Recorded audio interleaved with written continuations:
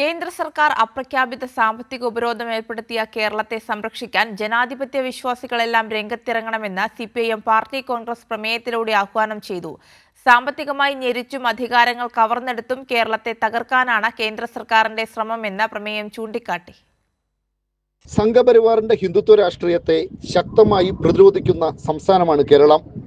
നവലിബറൽ നയങ്ങൾക്കെതിരായ ബദൽ നയങ്ങൾ വിജയകരമായി നടപ്പിലാക്കുന്നു.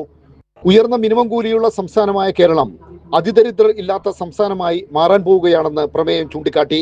മികച്ച നിക്ഷേപ സൗഹൃദ സംസ്ഥാനമായി മാറാൻ കഴിഞ്ഞത് നേട്ടമാണ്.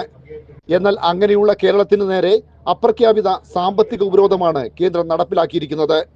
ഇതിനെതിരെ കമ്മ്യൂണിസ്റ്റുകാർ മാത്രമല്ല രാജ്യത്തെ എല്ലാ ജനാധിപത്യ വിശ്വാസികളും പ്രതികരിക്കണമെന്ന് പ്രമേയം ആഹ്വാനം ചെയ്തു. സ്വകാര്യവൽക്കരണത്തിനെതിരല്ല, എന്നാൽ പൊതുമേഖലയെ തകർത്തുകൊണ്ട് എല്ലാ സ്വകാര്യ മേഖലയ്ക്ക് കൈമാറുന്നതിനെ ശക്തമായി എതിർക്കുമെന്ന് പൊളിറ്റ് ബ്യൂറോ അംഗം മുഹമ്മദ് സലീം പറഞ്ഞു.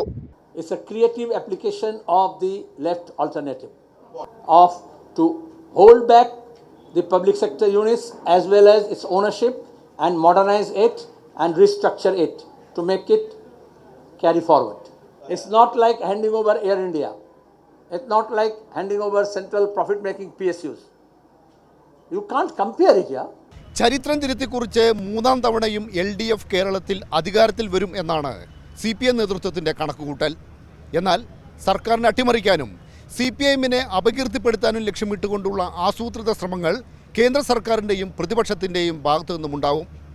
ഇതിനെയെല്ലാം ശക്തമായി പ്രതിരോധിക്കാനുള്ള ആഹ്വാനമാണ് 24ാം പാർട്ടി കോൺഗ്രസ് നൽകുന്നത്. മധുരയിലെ സമ്മേളന നഗരിയിൽ നിന്ന് ക്യാമറാമാൻ അയ്യപ്പനൊപ്പം K. രാജേന്ദ്രൻ.